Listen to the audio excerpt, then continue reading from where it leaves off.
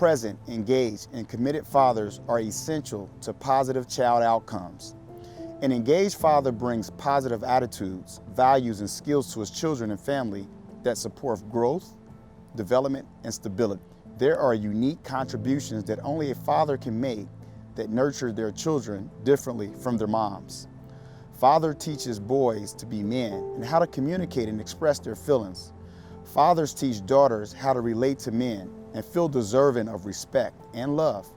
Fathers have a unique style of playing with their children, which teaches self-control and manage their behaviors. Fathers stimulate risk-taking and independence. They promote respect and rules for discipline. The undeniable truth from what so many of us know in our hearts to be true is that children and families greatly benefit from having the presence and participation of a nurturing father. Furthermore, we as fathers know the incomparable joy, growth, and sense of well-being that is available to us through our children and family relationships. When I think about parenting my own children, I often find myself returning to my boyhood and opening up that toolbox that my father provided to me. This toolbox is filled with guidance and support. Most importantly, it's filled with love of a father to his son. I parent my children with the same principles installed in me by my father. He's the greatest man I know.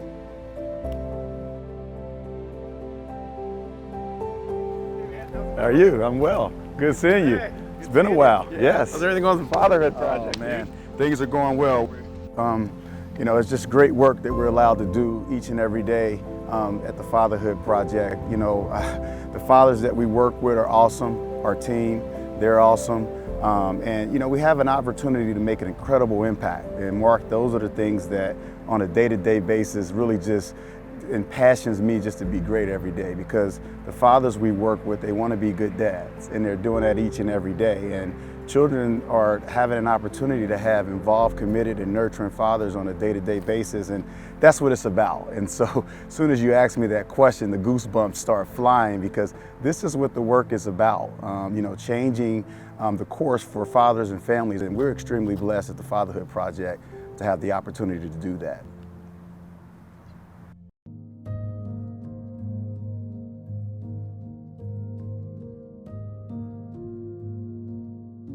We did this competition where you had to dance, and whoever did the best dancing wins.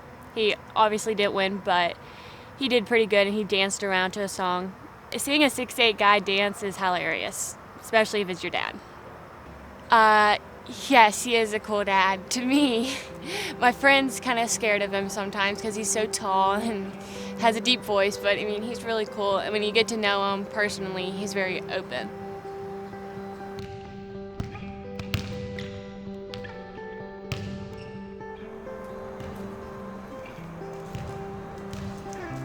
It's an honor to get a chance to be a part of the Talbert House.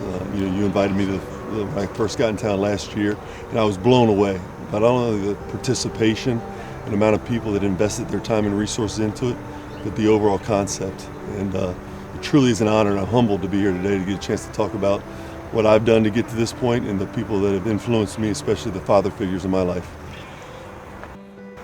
You gotta have truth tellers in your life. For sure. My wife's a truth teller, Jason's a truth teller, my dad was a truth teller, my brother's a truth teller.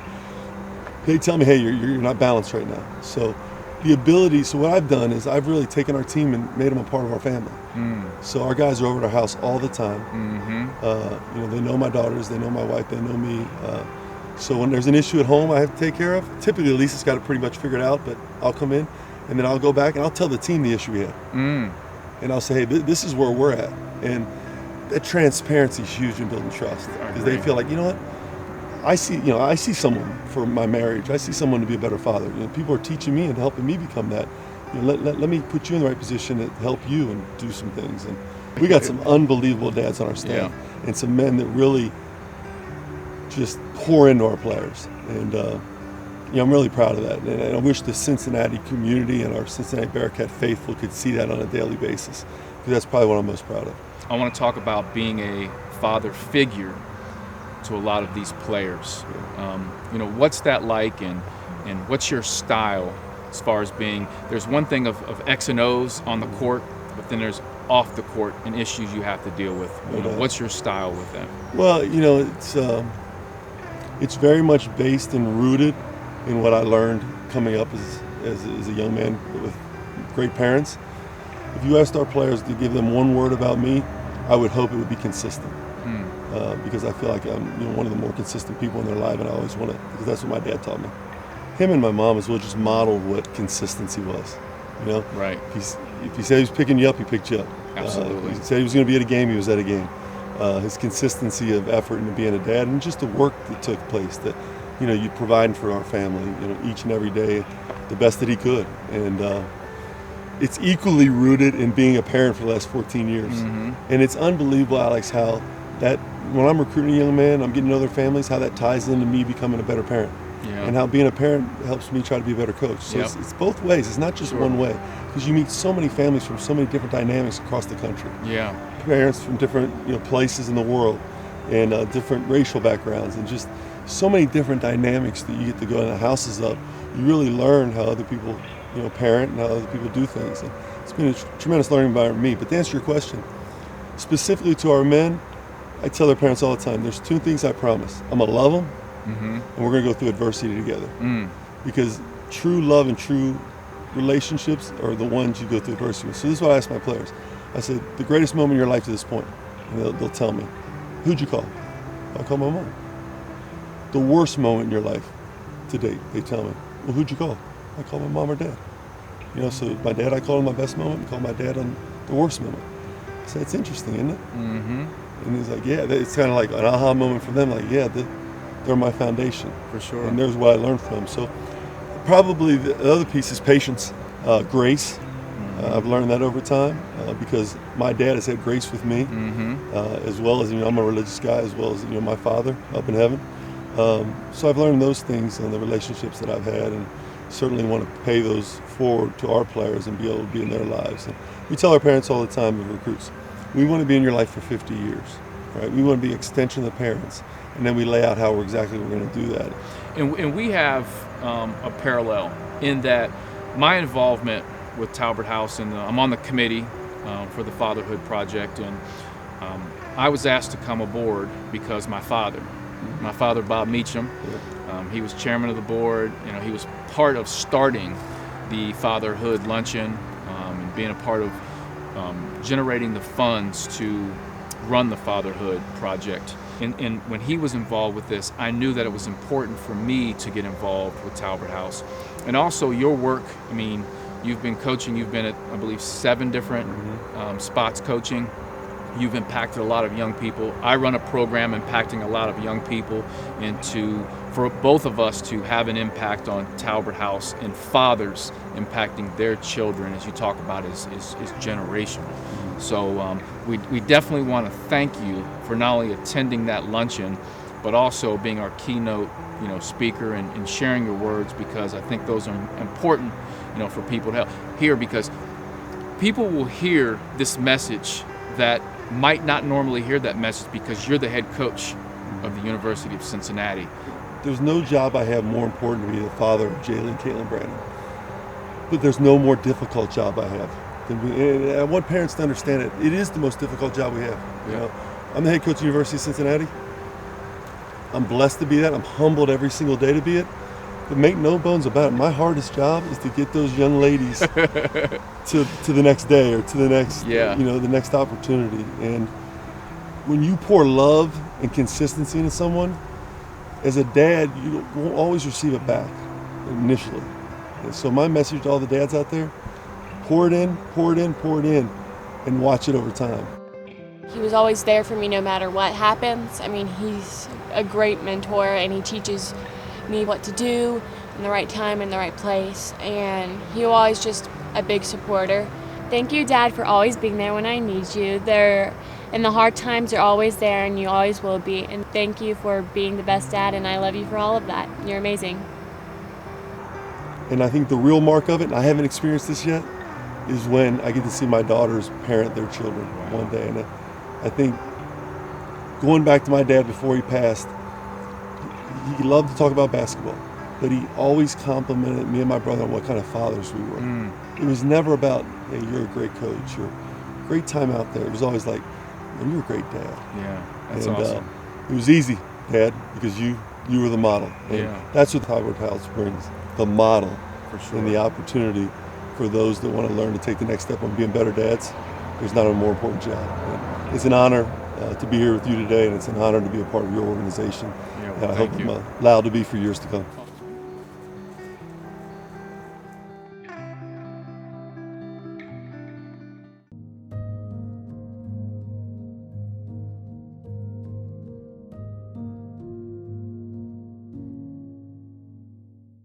We'd hear the garage door open, and whatever you did, you dropped it, and you ran and you hid, or else you were gonna get a load of chores you didn't want. He went to West Point. He had a brother who went to West Point. Very religious, St. Dominic's Parish in Delhi. Point his senior summer, he graduated from Elder, and his dad one day said to him, "I've got a dozen cans of paint. You're gonna paint this house and all the trim on it. And they're sitting in the garage, and I want you to start tomorrow." So the next day, Grandpa went to work. Dad got a letter in the mail. They were his receiving orders from West Point. So Dad took that letter and put it on the paint cans and went to Eddie's Tavern to have beers. But he's great to Mom. You know, not a birthday goes by where he doesn't, you know, pay a lot of attention and lavish her with a good gift. They've been sweethearts since, what, like sophomore year. My dad taught us a lot, so going back to grade school, I remember times having some tough homework. I would have a math problem or some kind of a problem, and it would seem so complicated. And you're like, I can't figure this out. He gave us a little guidance, but then it was really up to us to go back from what we learned during the day, that little bit of independence, and really solve the problem. Can you add that? It's like, yeah. Okay, and I add that. It was just, he was able to reduce it down to just simple lessons. As a mother now of 4, I kind of do that with my own kids. I want them, I'll give them a little guidance, but I want them to figure it out. I want them to be the independent ones, to learn themselves. But something that I learned that I'll just never forget, when I was in grade school, you helped fund one of my friends' educations. On there, I know he paid for other kids who were in class with me to go to school there. I didn't know it at the time. I found out from other teachers. And that was so neat. She didn't know it. I really didn't know it. No one was really supposed to know it, but I found out. You know, one of the things I admire is just how selfless you are and how hard you would work for the United Way campaigns or for Catholic inner city schools. And just that generosity, that giving, means a lot and is very special.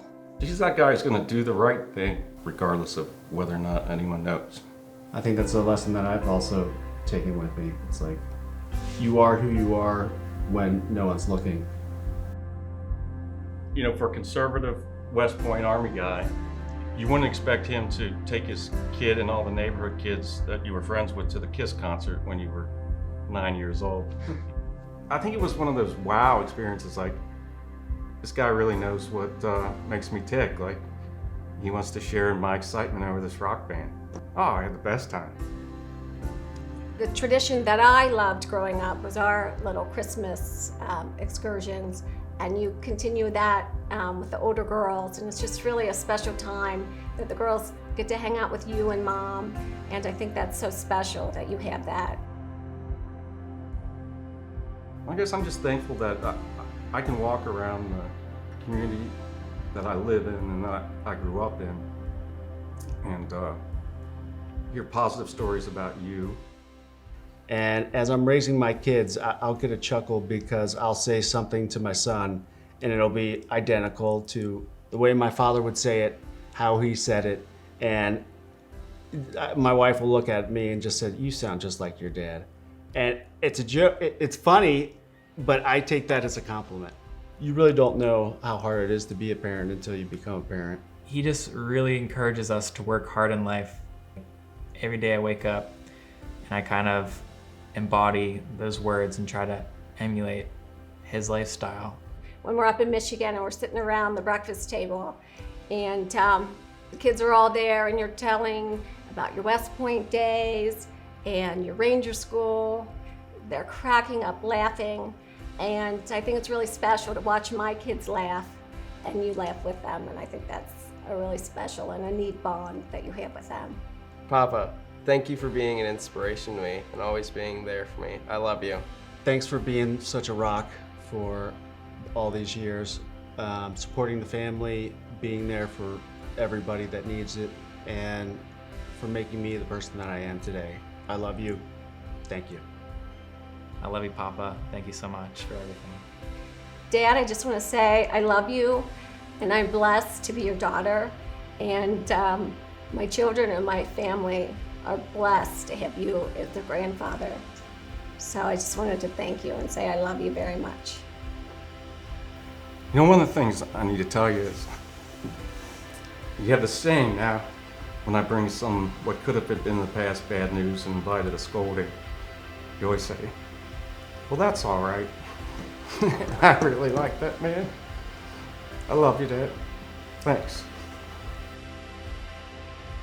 What I loved about being your father was watching all three of you grow up to become really wonderful people. I'm especially proud of the way you've raised your families and how well you're doing in our community.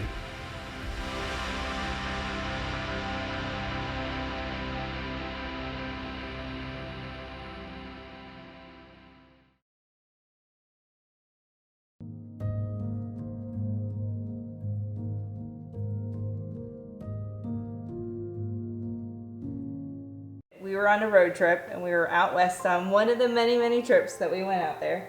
And as a little kid, and before seatbelts were really enforced, I stood behind Dad in the conversion van and I took all my little hair ties and I put his hair, because his hair is just long enough where you can put it in little ponytails.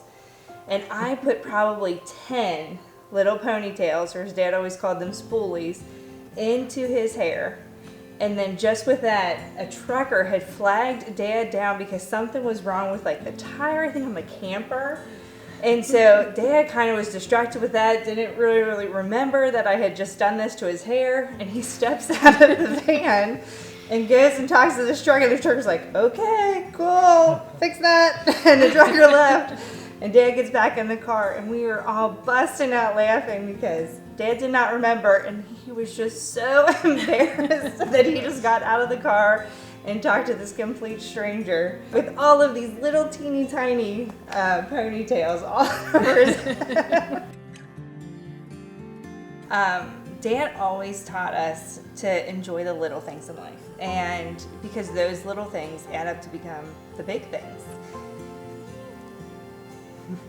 And I think it's those moments of just, sorry. But I think you're right. I mean, Dad did that. He made ordinary moments extraordinary because he did that. He could just take a regular day and turn it around. Yes, and it was like just grabbing a picnic and going to Mount Echo, or grabbing a bucket of fried chicken and going down to the Serpentine Wall and just having dinner together. And just, I mean, to others, like a trip down to Mammoth Cave might not be something, but for us it was a big deal. And like those are the memories that I have, and like it's shaped, like being able to explore and appreciate the day in and day out, and just being able to spend time with each other, and like the foundation that family does come first.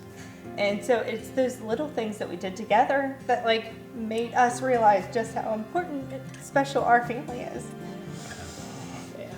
Yeah. Sorry. I think that's why Dad imparted on all of us that we should love our jobs, because like how you spend your days is how you spend your life.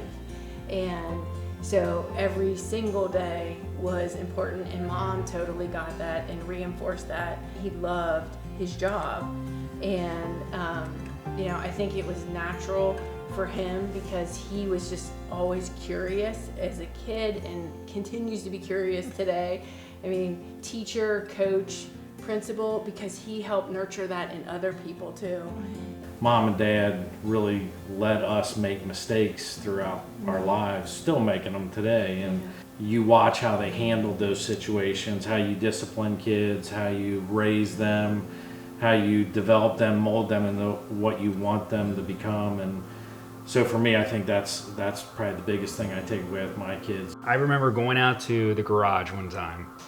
Dad had asked for, I don't know, like a hammer or a pliers or something else like that. And I went out there real quick. I probably wanted to play with my friends, and I looked, didn't see it, went back inside, said, "Your pliers isn't in the garage, Dad." And he says, "It's not in the garage, you didn't find it." I said, "It's not there." "Are you sure that's the answer?" And I thought about it. I was like, "Yep, that's the answer. It's not there." He goes, of course, he goes right out. He finds the pliers and he says, "You need to be honest with yourself and you need to be honest with me. You can't lie to me. You didn't look hard enough." And so it's like, wow, is that, it's a mistake, right? But it's also like that honesty, like be honest with yourself, figure out what you're good at, be honest with other people, be honest in relationships. It all comes back to that. It really does. I was always so proud, all the time to say I was Tom Martin's daughter, like still am. I mean, I really loved being married, loved our family. I couldn't have chosen a better thing to do with all those years than be with family. Dad, thank you for teaching all of us how to have a life in balance, because you taught us to be hardworking and fair and live in the moment while also setting our sights on the future. Just always being there and encouraging me, tell me I can do things that I wouldn't have believed I could. Dan, I want to thank you so much for being there for me every single step of the way. You were there with words of wisdom, a shoulder to cry on, a hand to hold. It was all those little nuggets, I think, that you store away, and then you start realizing when you become a dad yourself how important those pieces are. Every moment that you shared, we watched, and we saw how much you worked so hard, but then we would have so much fun, and that work paid off. But I find myself today a better dad, a better worker, and a better person because of you. Thank you. Thank you for being the foundation of so much of what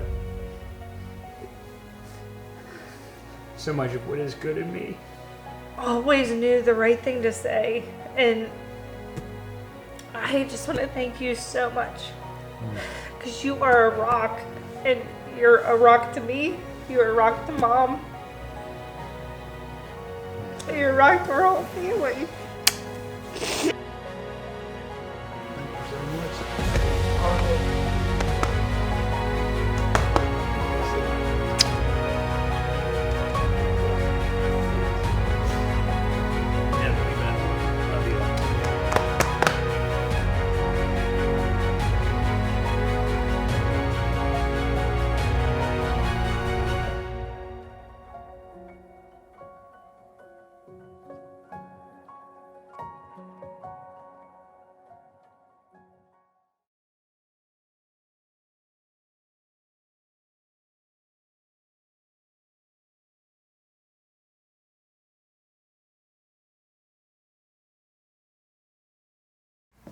So what it means to me to be a dad.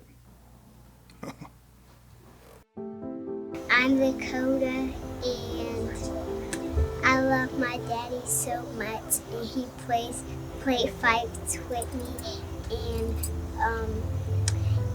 I like his food, and he's so cute, and I love him so much. I love my dad because he's still there for me at times that I need him, and he's fun to be around. Sometimes, like, we will just, like, be play fighting or something. Like, he think he could beat me, but he know he can't. I don't know why he still try. He know he can't beat me. my dad is not your average dad. He's probably more fun, in my opinion. He's probably more fun than your dad. He's very adventurous, you know. He does a lot of off-the-wall stuff. But when it's time to be a dad, he definitely does buckle down and does part. He's tough on, you know, manners, rules, you know, same type of grade, schoolwork. You know, all dads are pretty unique, but mine's unique in a different way, and I like the way he's different, you know. There's certain things that certain dads do that mine just do better, you know what I'm saying? When you think about it, being a junior is like the fact that you carry on someone else's name. It's like whatever they did, you know, the name has like a meaning to it, like a deeper meaning to it. It's not just your name, but it's a shared name with someone else who can also be great with you throughout your life. A lot of people in this time don't really have their father, and I think it's very important for every child to grow up with a mother figure and father figure. My dad is there for me at times when I need him. Even though I'm always in trouble, I know it's for a good cause and it's gonna help me in my future. My father keeps me safe and I can trust him with things, and he's a good person and many more. He's a giving person, a caring person. My dad had a big impact in the community. And before the bike stuff, he was already well known. You know, he pretty much got out there. Dallas' last name is pretty well known. Sometimes I'll be walking down the street or in the store and they're like, "Hey, you Demetrius' son?" Yeah, that happens a lot. But I think he had a big impact. All the neighbors know us. We're you know, pretty friendly, on friendly terms with all the neighbors, and all the kids, you know, "Hey, Mr. Dallas," when they go by. I think he had a pretty important impact on the community. I think my daddy giving away bikes to kids is a good thing, especially because they're free. And I think that's very generous and kind because he doesn't have to do it. That's a choice he makes on his own. You know, this whole community cycles thing, it's not just about making bikes, you know, it's about making the community happy. And, you know, part of being a father is to make their child happy. And with that, it was kind of him being a father, not only to us, but a father to the community in a way. And he impacted a lot of people's lives, and he still do to this very day. I think he helps out a lot of people, not even just with bikes, just with stuff in general. He's pretty helpful. And people help him back too. Well, he makes me a good daddy because he always helps me with things I need and with things that I can't get. My kids mean the world to me. Pre-fatherhood, what it meant for me to be a dad was just simply being there, just the basic stuff, going to work, feeding the kids, picking them up on the weekends, and just trying to make it to every game. And that's kind of what fatherhood was pre-fatherhood. It was just kind of cookie cutter. Post-fatherhood, what it meant for me to be a father was just one word, and that's growth. The physical, the emotional, the mental, but it's all growth. It's all growth after fatherhood, which is the best part, is taking away everything that there was to gain through the program. Meeting great friends, and also after fatherhood, I understand that not all problems are a downfall. Some problems are lessons and blessings, and some blessings don't even look like blessings, but they are. And I want to thank the Fatherhood program for everything they taught me and everything that they had to offer.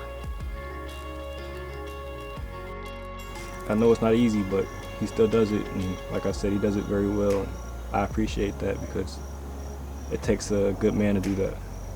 I love him because he's caring, and I'm thankful to have a good father.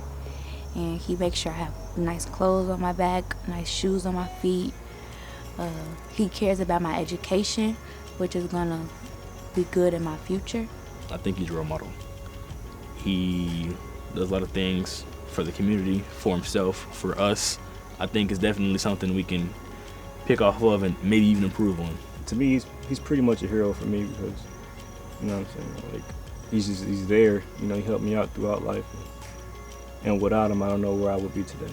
They say there's no perfect father, but he's pretty perfect for me. You know what I'm saying? I love him so much that I want to squeeze him.